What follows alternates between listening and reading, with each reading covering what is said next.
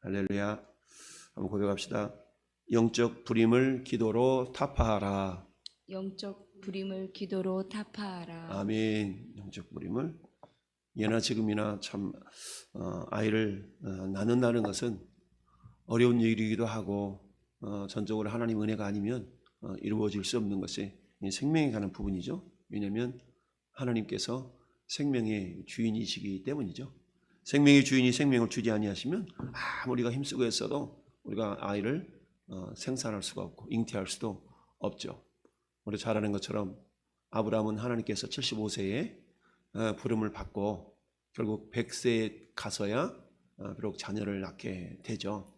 물론 75세 때 하나님께서 아브라함에게 너는 큰 민족을 이루겠다, 너로 말미암아 많은 민족이 복을 받겠다라는 그런 언약을 주셨음에도 불구하고 1년 지나 2년 지나 10년 지나 20년 지나도 결국 아브라함 믿음이 부족해서 자기 아내 사라의 여종 하갈을 통해서 혹은 자기 집에서 충성한 엘리에셀 이 몸종이 우리 집에서 내 대를 이어서 그야말로 유업을 이을 상속자가 되겠다라는 그런 어떤 생각을 가졌지만 하나님은 계속적으로 아니다.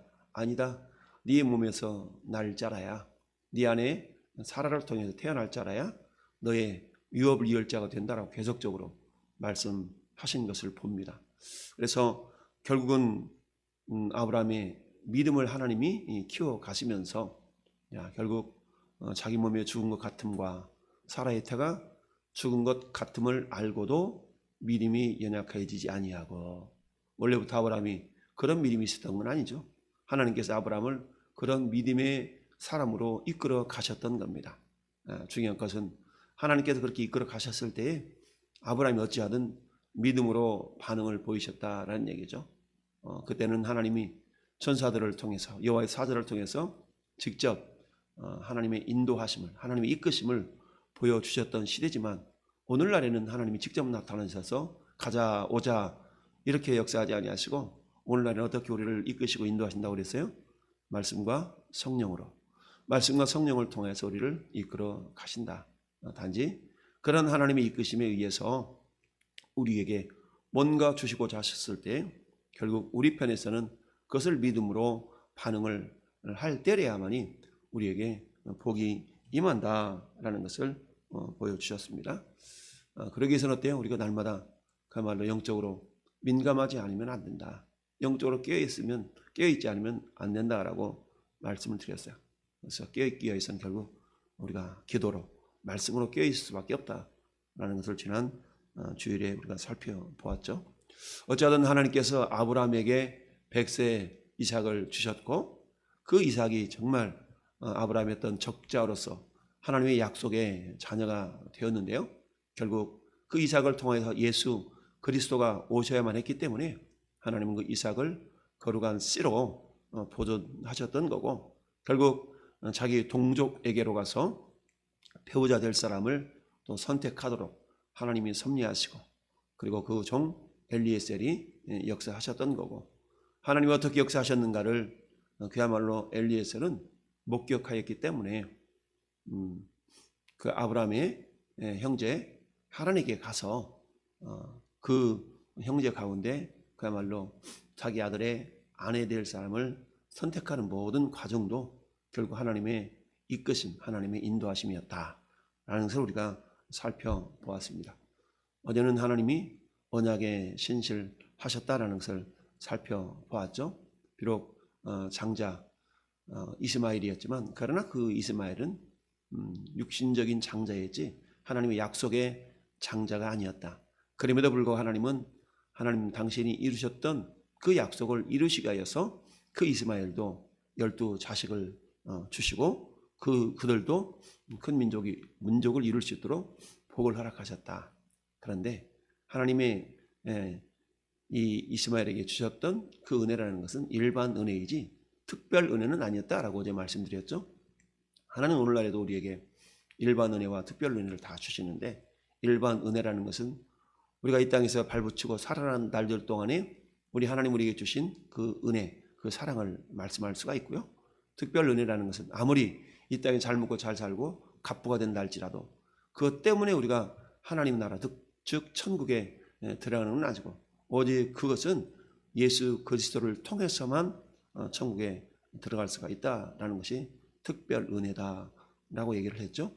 그래서 이스마엘은 하나님의 어떤 약속의 자녀가 아니기 때문에 이 땅에서 일반 은혜는 누렸지만 특별 은혜는 누리지 못한 자였다라고 우리가 생각해 봤습니다. 그러나 하나님은 그리스도 예수 안에 있는 저와 여러분들에게 특별 은혜, 특별 은총을 우리에게 부어주셔서 우리의 이름이 저 하나님의 나라에 있는 생명책에 기록될 수 있도록 하나님께서 은혜를 베풀어 주셨다는 얘기죠. 따라서 우리의 삶은 어떠한 삶을 살아야 됩니까?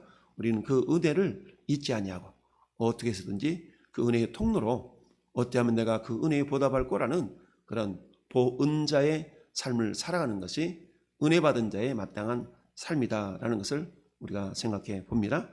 자, 오늘 본문에는 드디어 아브라함의 적자로 태어난 이삭이 결국 결혼을 하게 되는 그런 장면을 봅니다. 자, 20절 말씀 보니까 이삭은 40세에 리브가를 아내로 맞이했다라고 기록을 합니다. 그러면 보통 아내를 맞으면 곧바로 자녀가 태어나면 얼마나 좋겠어요?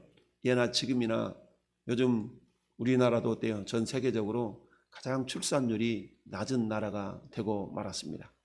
그러다 보니까 결혼 연령이 늦어지고 결혼 연령이 늦어지는 만큼 자녀를 잉태하고 태어나게 한다는 것이 더 어려워지게 되죠.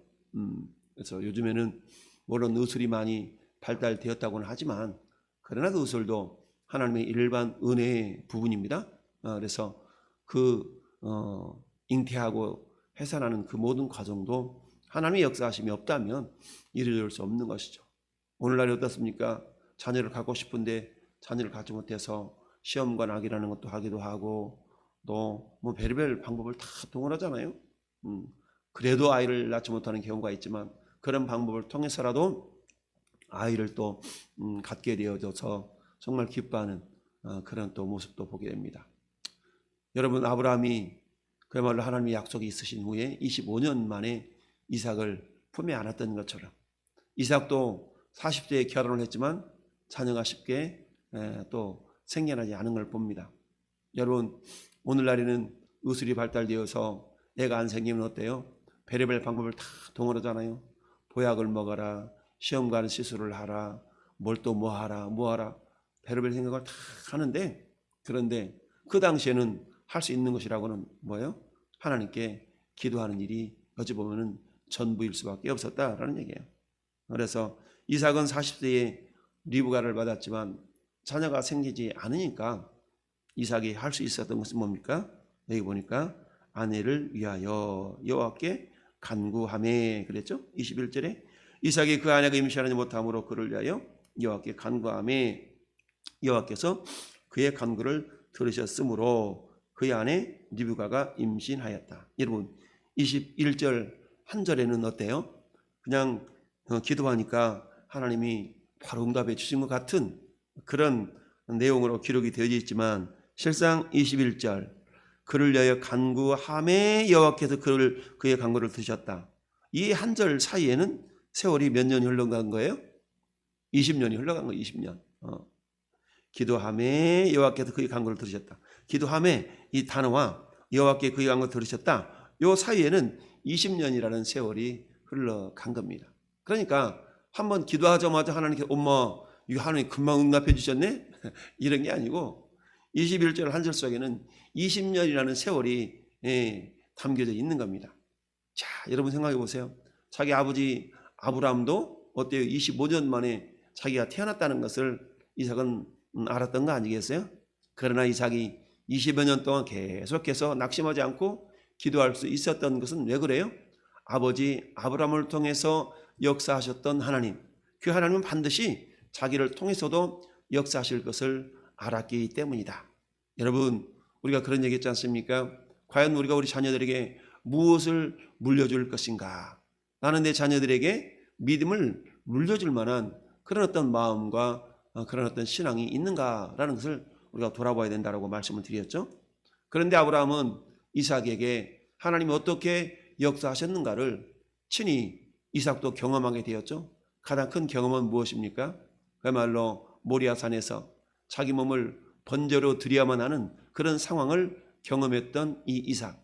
그러니 그런 가운데서 하나님께서 그야말로 여호와 이레 수풀에 잡힌 그 양을 자기를 대신하여 번제로 드릴 수 있도록 역사하셨던 하나님. 그 하나님을 이삭은 이미 깊이 경험했던 터였기 때문에 비록 자신을 통하여서 리브가가 잉태하지 못한 것 때문에 낙심하거나 절망하지 않냐고 하나님은 반드시 자기를 위하여 친히 준비하시리라. 여호와 이레의 하나님인 것을 믿었던 것이죠. 그러니까 어때요? 비록 세월이 더딜지라도 낙심하지 않고 기도할 수 있었다라는 이야기입니다.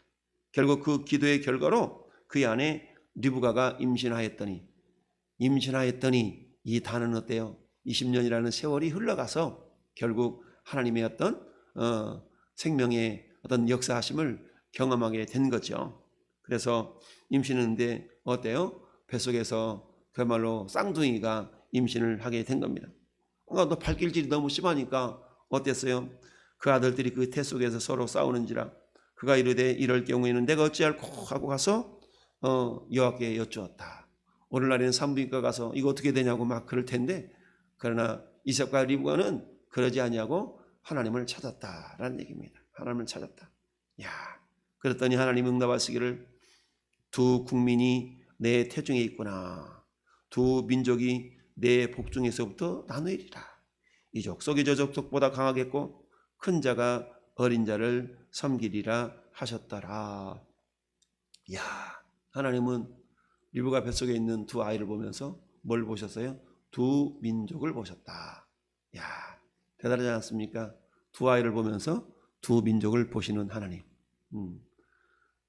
이런 것처럼 하나님은 우리의 작은 믿음을 통해서 큰 역사를 이루실 수 있는 능력의 하나님이심을 믿습니다.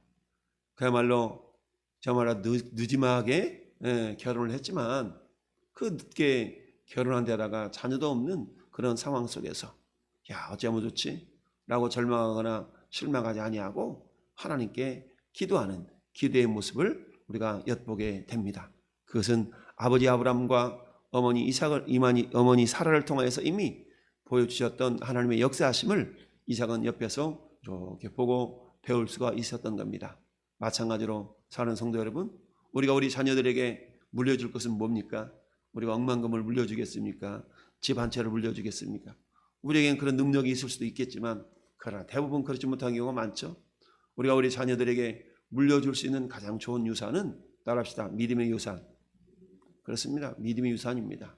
여러분, 우리가 어떤 신앙을, 어떤 믿음을 우리가 가지고 있는가를 늘 스스로가 점검해 보면서 우리 자녀들이 당장에 믿음의 능력을 경험하지 못한다 할지라도 그러나 시간이 흘러감에 따라서 우리 어머니가 우리 아버지가 이렇게 신앙생활을 하셨구나 라는 것을 경험하다 보면 위기 순간에 따라합시다. 위기 순간에 믿음의 능력은 발휘된다. 그렇습니다. 위기 순간에 그 믿음의 능력은 발휘될 수밖에 없습니다. 여러분, 이삭이 지금 아이를 낳지 못하는 것은 어찌 보면 위기 아니겠어요? 그러나 자기 아버지 어머니를 통해서 보고 배웠던 그 어떤 믿음의 능력, 이 믿음의 능력은 이 위기 순간 가운데서 그야말로 뭘로? 기도로 나타났던 것을 보게 됩니다. 그렇습니다. 오늘 말씀의 제목이 뭐겠습니까? 영적인 부림을 기도로 타파하자라고 말씀의 제목이 있습니다. 물론 우리 대부분은 이제 나이가 다 들어서 생물학적으로는 자녀를 낳을 수 있는 그런 상태가 이미 다 지난 사람들이죠. 그렇다고 해서 우리가 그저 가만히 있는 것이 아니라 오늘 말씀을 통해서 하나님 우리에게 말씀하시고자 하는 것은 뭔가? 우린 여전히 주님 앞에 가는 그날까지 영적인 자녀를 잉태하고 영적인 자녀를 해산해야 되는 그런 거룩한 사명과 임무가 있는 자들입니다. 따라서 우리 교회에서 정말 봄에 한번 그 가을에 한번 이웃사랑 초청 주회를 통하여서 복음을 듣게 하고 복음을 전할 수 있는 그런 기회로 삼고 있는 까닭은 뭡니까? 그것은 아무리 이삭이 나이가 들어서 자녀가 태어나지 않는다 할지라도 그 문제 때문에 낙심하거나 좌절하지 아니하고 하나님께 기도함으로 결국 쌍둥이를 얻게 되는 그런 은혜가 있었던 것처럼 저나 여러분들을 통하여서 하나님은 어때요? 하나님이 우리를 당신의 자녀로 불러주신 까닭은 우리로 말미암아 하나님의 나라를 이루어 가기 위한 중대한 목적이 있는 거 아니겠습니까? 따라서 우리는 어때요? 그 하나님의 우리를 불러주심의 목적을 이루어드리기 위해서 우리가 행할 수 있는 것은 우리를 통하여서 영적인 자녀를 잉태하고 해산하는 그런 일을 해야 된다는 얘기입니다. 그러나 그 일이라는 것이 인력으로 되어지는 것이 아니라 철저히 하나님의 인도하심, 하나님의 이끄심의 결과인 것을 우리가 알기 때문에 이것을 위하여서는 우리가 어때요?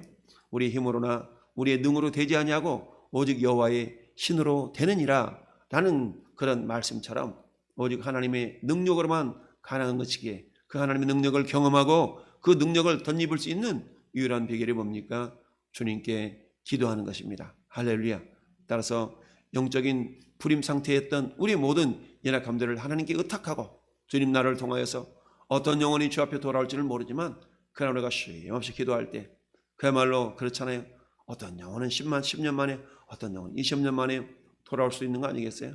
이삭은 20년 만에 쌍둥이를 낳았던 것처럼 전에 여러분들이 신앙생활한 지 어떤 사람은 10년, 20년이 될 수도 있고 많은 세월이 있었지만 그러나 영적인 자녀 한 사람 잉태하지 못하는 그런 영적인 불임 상태를 우리가 살아올 수도 있었습니다.